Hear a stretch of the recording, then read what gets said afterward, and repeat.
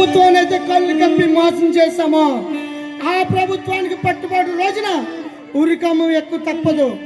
ఆ రోజు నీ ఆస్తి అంతస్తు నిన్ను నీ ప్రాణాన్ని రక్షించలేవు.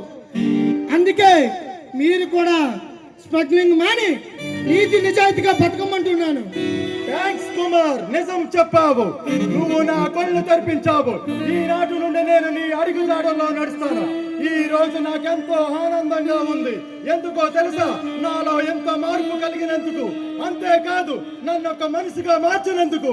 బాస్, మీరు నిజం కుమార్, నన్ను నమ్ము. వయసులో చిన్నవాడివైనా నాకు చక్కని గుణపాఠం నేర్పావు. నువ్వు చెప్పే ప్రతి మాట నా గుండెల్లో బాణమై గుచ్చుకుని నా హృదయాన్ని కదిలించింది. మర్చిపోయాను కుమార్, రోజు నీ కోసం లోపల ఎదురు చూస్తుంది. వెళ్ళి శుభవార్త చెప్పు. అలాగే బాస్. బాస్, అంతా విన్నావగా? వీడు మనిషిగా మారాడంట, మనం కూడా మారాలంట. మనను కాదని ఎలా నీతిగా బతుకుతాడో చూస్తా.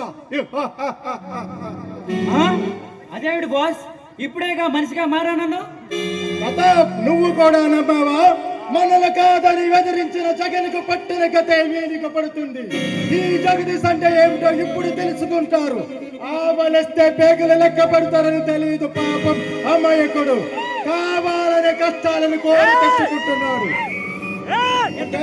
మీరేమంటారు బాస్? ప్రతాప్, ఓకే వెళ్ళు. మీరేమంటారు బాస్? యాసిడ్ బాటిల్ తీసుకుని వాడిని నామరూపుల గంట చేయి. అలా వదిలితే మనల్ని ఎలాగైనా సిఐడీలకు పట్టిస్తాడు. Okay okay boss.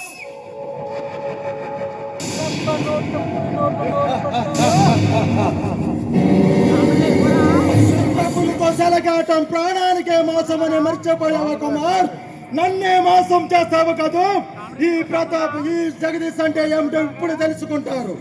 రోజీ, నీ ఆటపాటలతో నన్ను సంతోషపరచు.